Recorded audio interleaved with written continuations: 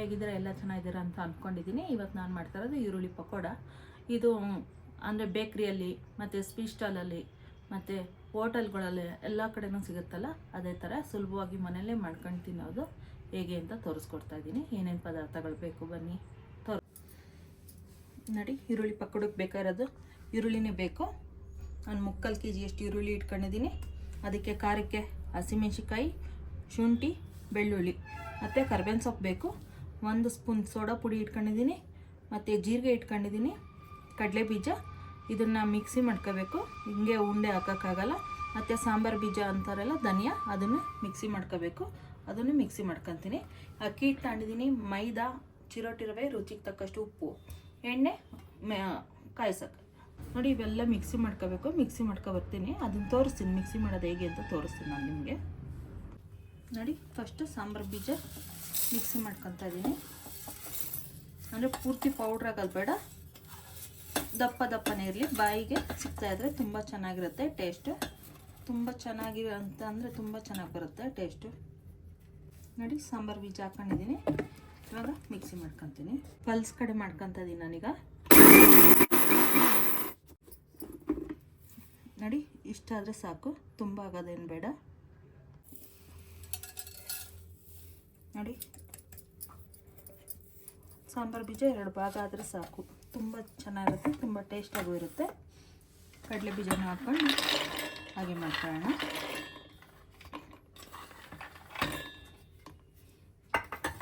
ಇದು ಅಷ್ಟೇ ಹಂಗೆ ಮಾಡ್ಕೊಳ್ಳೋಣ. 1-2 ಭಾಗ ಆಗಂಗೆ ಮಾಡ್ಕೊಳ್ಳೋದು. ಹಸಿ ಕಡಲೆ ಬೀಜನ ತಗೊಂಡಿದ್ದೀನಿ ನಾನು. ಕಡಲೆ ಬೀಜನ ಗೋಲ್ಸಿಲ್ಲ ಮತ್ತು ಹುರಿದು ಇಲ್ಲ, ಎರಡೂ ಹಂಗೆ ಹಸಿ ಕಡಲೆ ಬೀಜನ ತಗೊಂಡಿರೋದು. ಪಲ್ಸ್ ಕಡೆ ಮಾಡ್ತಾಯಿದ್ದೀನಿ ಈಗ ನೋಡಿ. ಆಗಿದೆ, ಇಷ್ಟಾದರೆ ಸಾಕು.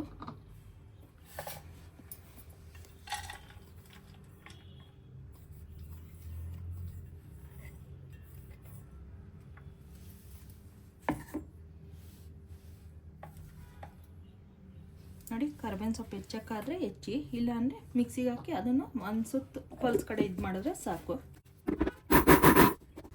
ನೋಡಿ. ಸಾಕು, ಇಷ್ಟು ಮಾಡಿದರೆ ಸಾಕು, ಚೆನ್ನಾಗಿರುತ್ತೆ ಹಿಂಗೂ ನೋಡಿ. ಶುಂಠಿನ ಪೀಸ್ ಮಾಡಿ ಹಾಕ್ಕೊತಾ ಇದ್ದೀನಿ ಈಗ. ಶುಂಠಿ ಎಷ್ಟು ತಿಂದರೂ ದೇಹಕ್ಕೆ ಒಳ್ಳೆಯದೇ. ಕಫ ಎಲ್ಲ ಕಟ್ಟಿರುತ್ತಲ್ಲ, ಅದೆಲ್ಲ ಕಡಿಮೆ ಆಗುತ್ತೆ. ಶುಂಠಿ ಕಾಫಿ ಕುಡಿತೀವಿ, ಶುಂಠಿ ಟೀ ಕುಡಿತೀವಿ, ಶುಂಠಿ ಲೇಹ ಬರುತ್ತೆ. ಹಾಗಾಗಿ ಶುಂಠಿ ತಿಂದರೆ ದೇಹಕ್ಕೆ ಒಳ್ಳೆಯದೇ. ಇವಾಗ ರಜಾ ಬೇರೆ ಬಂತಲ್ಲ, ಮಕ್ಕಳು ಮನೇಲಿ ಇರ್ತಾರೆ, ಸ್ನ್ಯಾಕ್ಸ್ ಕೇಳ್ತಾ ಇರ್ತಾರೆ. ಏನು ಕೊಡೋದು ಅಂತ ಯೋಚನೆ ಮಾಡ್ತಾ ಇರ್ತೀವಲ್ಲ, ಆವಾಗ ಮನೆಯಲ್ಲೇ ಮಾಡಿಕೊಡಿ. ಮನೆಯಲ್ಲೇ ಮಕ್ಕಳು ತಿಂತಾರೆ. ಹೊರಗಡೆ ತಿನ್ನೋಕ್ಕಿಂತ ಮನೆಯಲ್ಲೇ ಮಾಡಿಕೊಟ್ಟು ಮನೆಯಲ್ಲೇ ಮಕ್ಕಳು ನಮ್ಮಮ್ಮ ಮಾಡಿರೋದು ಅಂತ ಖುಷಿಯಾಗಿ ತಿಂತಾರೆ ನೋಡಿ. ಬೆಳ್ಳುಳ್ಳಿ ಅಷ್ಟು ಹಾಕ್ಕೊತಾ ಇದ್ದೀನಿ. ಇದು ದಪ್ಪ ಪೇಸ್ಟ್ ಮಾಡ್ಕೊಬರೋಣ, ತುಂಬ ಸಣ್ಣ ಬೇಡ. ನೀವು ಕೇಳ್ಬೋದು, ಏನು ಮೇಡಮ್ ಸಿಪ್ಪೆ ತೆಗ್ದಿಲ್ಲ, ಸಿಪ್ಪೆ ಸಮೇತ ಹಾಕಿದ್ದೀರಾ ಅಂತ. ಸಿಪ್ಪೆ ಸಮೇತ ಹಾಕಿದ್ರೆ ಟೇಸ್ಟ್ ಚೆನ್ನಾಗಿ ಬರುತ್ತೆ, ಹಾಗಾಗಿ ಸಿಪ್ಪೆ ಸಮೇತ ಹಾಕಿದ್ದೀನಿ.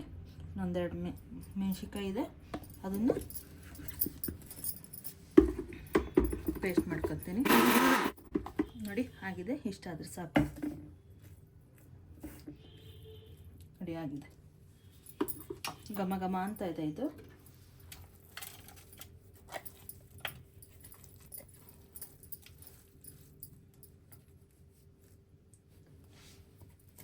ನೋಡಿ, ಈರುಳ್ಳಿನ ಈ ರೀತಿ ಹೆಚ್ಕೊ ಬಂದಿದ್ದೀನಿ. ನಾನು ಆವಾಗಲೇ ಹೆಚ್ಕೊತೀನಿ ಅಂತ ಹೆಚ್ಕೊಳ್ಳೋದೇನು ತೋರಿಸಿಲ್ಲ ನಾನು.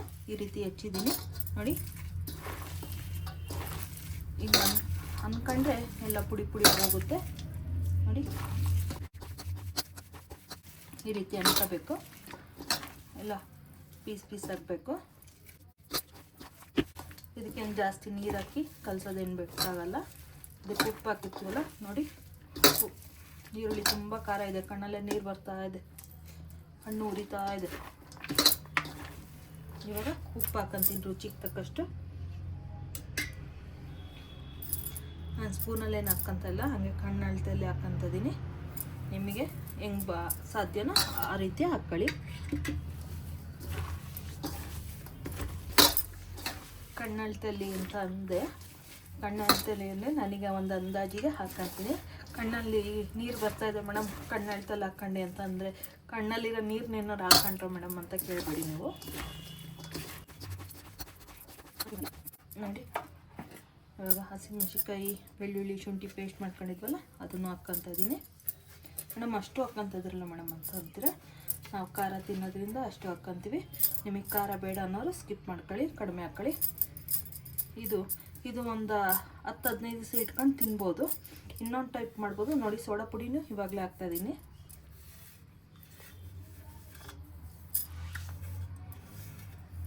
ನೋಡಿ ಕರ್ಬೇವಿನ ಸೊಪ್ಪು, ಸೋಡಾ ಪುಡಿ ಎರಡೂ ಹಾಕ್ಕೊಂಡಿದ್ದೀನಿ ನೋಡಿ. ಇವಾಗ ಜೀರಿಗೆ ಹಾಕ್ಕೊತಾ ಇದ್ದೀನಿ, ಮತ್ತು ಕಡಲೆ ಬೀಜ ಪುಡಿ ಮಾಡಿದ್ದು ಹಾಕ್ತಾಯಿದ್ದೀನಿ, ಮತ್ತು ಧನಿಯಾ ಬೀಜ ಇದೆಯಲ್ಲ ಅದನ್ನು ಹಾಕ್ತಾಯಿದ್ದೀನಿ. ಪೂರ್ತಿ ಹಾಕ್ಕೊತಾ ಇದ್ದೀನಿ. ಎಷ್ಟು ಸ್ಪೂನ್ ಇಟ್ಕೊಂಡಿದ್ರಿ ಅಂತ ಹೇಳಿಲ್ಲ ಅಂತ ಅಂತೀರ, 4ರಿಂದ 5 ಸ್ಪೂನ್ ಇಟ್ಕೊಂಡಿದ್ದೆ. ನಾನು ಹೇಳ್ತಾ ಹಂಗೆ ಮಿಸ್ ಮಾಡಿದೆ. ಇದು 10ರಿಂದ 15 ದಿವಸ ಇಟ್ಕೊಂಡು ತಿನ್ಬೋದು ಅಂತ ನಾನು ಹೇಳಿದ್ದೀನಿ ನಿಮಗೆ. ಇದು ಇನ್ನೊಂದು ಥರ ಮಾಡ್ಬೋದು ಅಂತ ಅಂದೆ. ಅದು ಬರೀ ಕಡಲೆ ಹಿಟ್ಟು ಹಾಕಿ ಮಾಡೋದು. ಕಡಲೆ ಹಿಟ್ಟು ಹಾಕಿ ಬರೀ ಕಡಲೆ ಹಿಟ್ಟಲ್ಲೇ ಈ ರೀತಿ ಕಲಿಸ್ಬಿಟ್ಟು ಹಂಗೆ ಬಿಡೋದು. ಅದು ಅಷ್ಟು ಕ್ರಿಸ್ಪ್ ಆಗೋಲ್ಲ ನಿಮಗೆ. ಅದು 1ರಿಂದ 2 ದಿವಸ ಇಟ್ಕೊಂಡು ತಿನ್ಬೋದು ಅಷ್ಟೇ. ಇದು ಒಂದು 10-15 ದಿವಸ ಇಟ್ಕೊಂಡು ಟೂರ್ಗಳಿಗೆಲ್ಲ ಹೋಗ್ತಾ ಇರ್ತೀವಿ, ಹೊರಗಡೆ ಹೋಗ್ತಾ ಇರ್ತೀವಿ, ಮಾಡ್ತಾ ಇರ್ತೀವಲ್ಲ, ಇಷ್ಟೊಂದು ಕಷ್ಟಪಟ್ಟು ಮಾಡಿ ಎಲ್ಲ ಮಾಡಿರ್ತೀವಿ. ಒಂದೇ ದಿವಸಕ್ಕೆ 2 ದಿವಸಕ್ಕೆಲ್ಲ ಖಾಲಿ ಆಗೋಗುತ್ತೆ. ಊಟಕ್ಕೆ ನೆಂಚ್ಕೊಂಡು ತಿನ್ಬೋದು, ಸಂಜೆ ಸ್ನ್ಯಾಕ್ಸ್ ರೀತಿ ತಿನ್ಬೋದು ನೋಡಿ. ಆಗಿದೆ ಇದು. ಇವಾಗ ಇದಕ್ಕೆ 1 ಸೌಟು ಕಾದಿರೋ ಎಣ್ಣೆ ಹಾಕ್ಕೊತೀನಿ. ಎಣ್ಣೆ ಕಾಯಿಸಿಟ್ಕೊಂಡಿದ್ದೆ ನಾನು, 1 ಸೌಟಷ್ಟು ಹಾಕ್ಕೊತಾ ಇದ್ದೀನಿ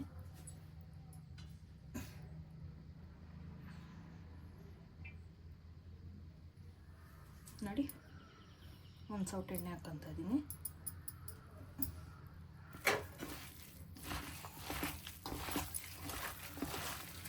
ಘಮ ಘಮ ಅಂತ ಇದೆ ಕಲಸೋವಾಗಲೇ. ನಿಮ್ಗೆ ಹಸಿಮೆಣ್ಸಿಕಾಯಿ ಬೇಡ ಅನ್ನೋರು ಸ್ಕಿಪ್ ಮಾಡ್ಕೊಂಡು ಖಾರದ ಪುಡಿನಾರ ಹಾಕ್ಕೋಬೋದು ಇದಕ್ಕೆ.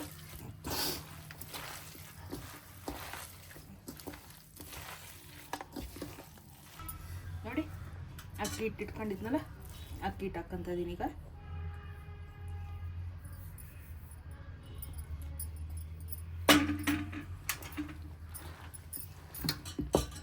ಮೈದಾ ಹಿಟ್ಟು,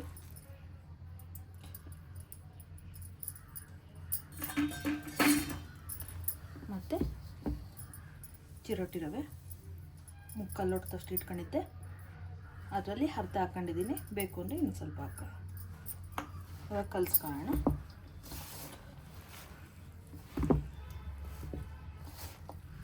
ನೋಡಿ ನೀರು ಹಾಕ್ಕೊಂಡಿಲ್ಲ, ಹಾಗೆ ಕಲಿಸ್ತಾ ಇದ್ದೀನಿ ನಾನು.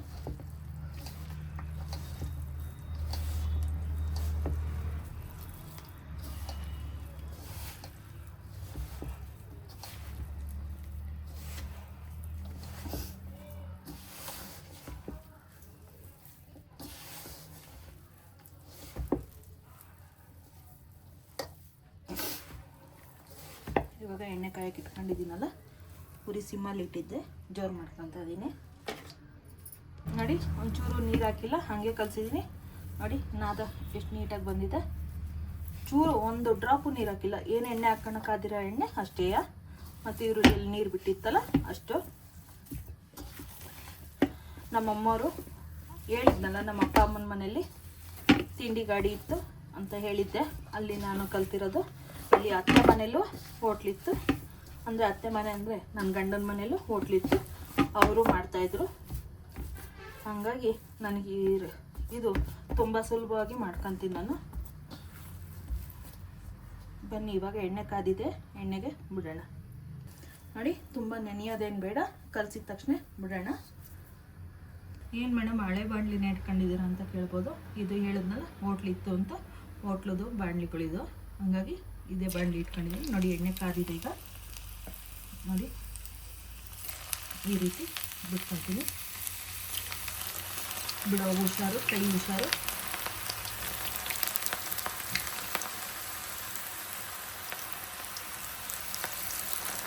ತುಂಬ ಎಣ್ಣೆ ಕಾದಿದೆ, ಉರಿ ಸಿಮ್ ಮಾಡ್ಕೊಂಡು ತುಂಬ ಸಣ್ಣ ಮಾಡ್ಕೊಳ್ಕೋಬೇಡಿ.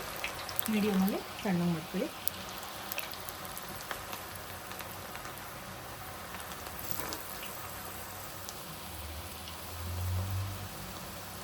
ಮಾಮೂಲಿ ಬೋಂಡ ಅಂದರೆ ಎಲ್ಲರೂ ತಿಂತಾನೆ ಇರ್ತಾರಲ್ಲ, ಈರುಳ್ಳಿ ಪಕೋಡ ಅಂದರೆ ತುಂಬ ಚೆನ್ನಾಗಿರುತ್ತೆ. ಮಾಡಿಬಿಟ್ಟು ತಿಂದು ಹೇಗಿತ್ತು ಅಂತ ಕಾಮೆಂಟ್ ಮಾಡಿ, ಲೈಕ್ ಮಾಡಿ, ಶೇರ್ ಮಾಡಿ, ಸಬ್ಸ್ಕ್ರೈಬ್ ಮಾಡಿ. ಬೆಲ್ ಐಕಾನ್ ನೋಟಿಫಿಕೇಷನ್ ಬರುತ್ತೆ. ಯಾರು ಕಮೆಂಟೇ ಮಾಡ್ತಾಯಿಲ್ಲ, ಹೆಂಗಿದೆ ಹೆಂಗಿಲ್ಲ ಅಂತ ಕಮೆಂಟ್ ಮಾಡ್ತಾಯಿಲ್ಲ, ಕಮೆಂಟ್ ಮಾಡಿ.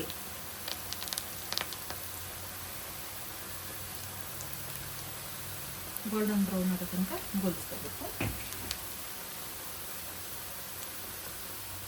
ನೋಡಿ. ಚೆನ್ನಾಗಿ ಗೋಲ್ಡನ್ ಬ್ರೌನ್ ಕಲರ್ ಬರ್ತಾ ಇದೆ. ಎಣ್ಣೆ ಚೆನ್ನಾಗಿ ಕಾದಿತ್ತಲ್ಲ,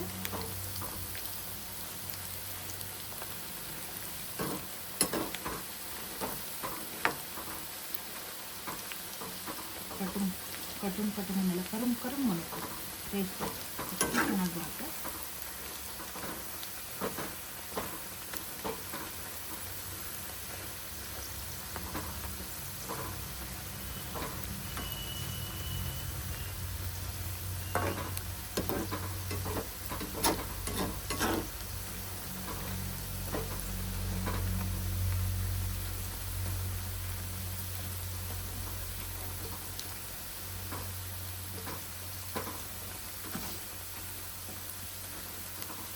ಇದು ಖಾರ ಇರುತ್ತೆ. ಇನ್ನು ಖಾರ ಬೇಕು ಅಂದರೆ ಮೊನ್ನೆ ನಾನು ಹಸಿ ಖಾರ ಗೊಡ್ಗಾರ ಮಾಡೋಕ್ಕೆ ತೋರಿಸಿದ್ನಲ್ಲ, ಅದು ಡಿಸ್ಕ್ರಿಪ್ಷನ್ ಬಾಕ್ಸಲ್ಲಿರುತ್ತೆ. ಅದನ್ನು ನೆನ್ಕೊಂಡು ತಿನ್ಬೋದು. ಅದು ವಿಡಿಯೋ ನೋಡಿ ಮಾಡ್ಕೊಂಡು ಹೇಗಿತ್ತು ಅಂತ. ಇದಕ್ಕೂ ಅದಕ್ಕೂ ಕಾಂಬಿನೇಷನ್ ಸೂಪರಾಗಿರುತ್ತೆ. ತಿಂದು ನೋಡಿ ಹೇಗಿತ್ತು ಅಂತ ಕಾಮೆಂಟ್ ಮಾಡಿ.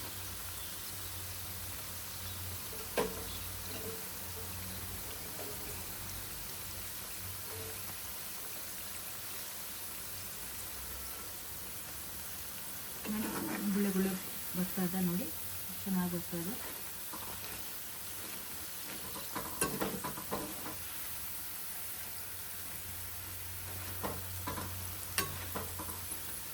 ಒಳಗೆಲ್ಲ ಕೋಲ್ಬೇಕು.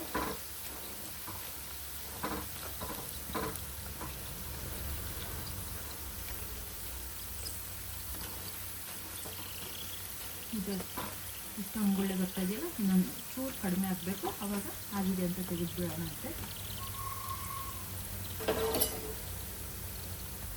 ನೋಡಿ. ಗೋಲ್ಡನ್ ಬ್ರೌನ್ ಬಂದಿದೆ ನೋಡಿ, ಆಗಿದೆ. ಈಗ ಘಮ ಮಾಡ್ತಾ ಇದೆ. ನಾನು ಇನ್ನೊಂದು ಟೈಪು ಅಂತನಲ್ಲ, ಆ ಟೈಪು ತೋರಿಸ್ತೀನಿ ನಿಮಗೆ ಮಾಡೋದು ಹೇಗೆ ಅಂತ. ನೆಕ್ಸ್ಟ್ ವಿಡಿಯೋದಲ್ಲಿ ತೋರಿಸ್ತೀನಿ ನಾನು ಅದನ್ನು ನೋಡಿ. ತೆಕ್ಕಂತ ಇದ್ದೀನಿ ಈಗ.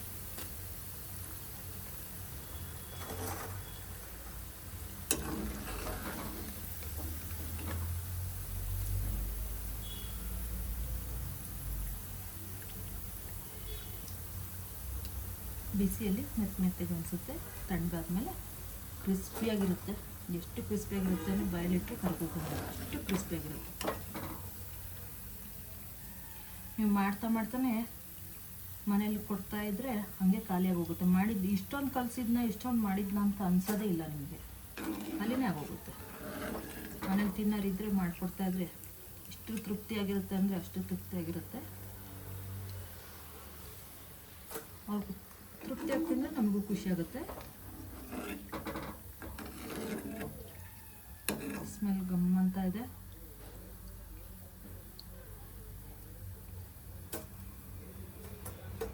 ನೋಡಿ. ಇನ್ನೊಂದು ಇಬ್ಬೆ ಹಾಕ್ಕೊಂತೀನಿ ನೋಡಿ, ಕಲಿಸಿದ್ನಲ್ಲ, ಇನ್ನೊಂದು ಇಬ್ಬೆ ಹಾಕ್ಕೊತಾ ಇದ್ದೀನಿ.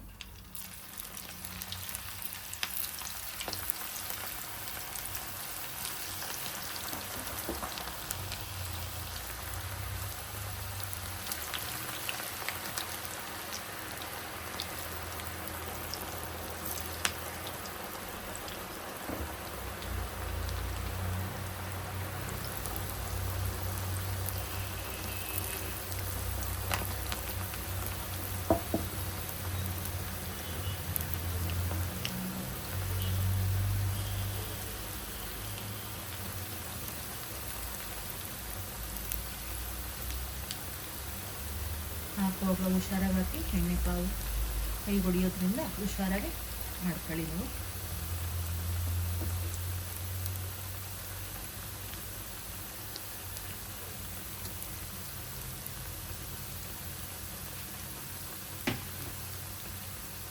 ಹಾಕಿದ ತಕ್ಷಣ ಕೈ ಆಡಕ್ಕೆ ಹೋಗ್ಬೇಡಿ, ಅದೊಂಚೂರು ಗೋಲಿದ್ಮೇಲೆ ಕೈ ಆಡಿ. ನೋಡಿ ಆಗಿದೆ. ಈಗ ಒಂದು ಬೈಟ್ ತೋರಿಸೋದು ನೋಡಿ, ಬಿಸಿ ಬಿಸಿ ಇದೆ. ಬಿಸಿ ಬಿಸಿ ಇದ್ದಾಗಲೇ ತೋರಿಸೋದೀನಿ ಹೇಗೆ ಬಂತು ಅಂತ. ತಿಂದು ನೋಡಿ, ಉಪ್ಪು ಖಾರ ಬೇಕು ಅಂದರೆ ನಾನು ಸ್ವಲ್ಪ ಹಾಕ್ಕೊಂಡು ಮತ್ತೆ ಕಲಿಸ್ಕೋಬೋದು. ನೋಡಿ ಇದು ಬೈಟ್ ತೋರಿಸೋದೀನಿ ಹೇಗಿತ್ತು ಅಂತ.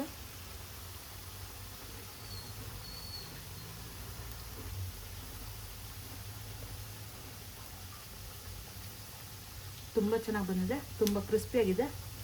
ಬಾಯಲ್ಲಿಟ್ಟರೆ ಕುರುಮ್ ಅಂತ ಇದೆ, ಕರ್ಗೋಗುತ್ತೆ, ಅಷ್ಟು ಚೆನ್ನಾಗಿ ಬಂದಿದೆ. ನೀವು ಮಾಡ್ಕೊಳ್ಳಿ, ಹೇಗಿತ್ತು ಅಂತ ಕಮೆಂಟ್ ಮಾಡಿ. ನೋಡಿ ಆಗಿದೆ. ಈಗ ಒಂದು ತೆಗೆದಿದ್ದೀನಲ್ಲ, ಬಿಸಿ ಬಿಸಿ ಇದೆ, ಒಳಗಡೆ ಸಾಫ್ಟ್ ಆಗಿದೆ. ತಣ್ಣಗಾದ್ಮೇಲೆ ತುಂಬ ಕ್ರಿಸ್ಪಿಯಾಗುತ್ತೆ, ತುಂಬ ಚೆನ್ನಾಗಿರುತ್ತೆ.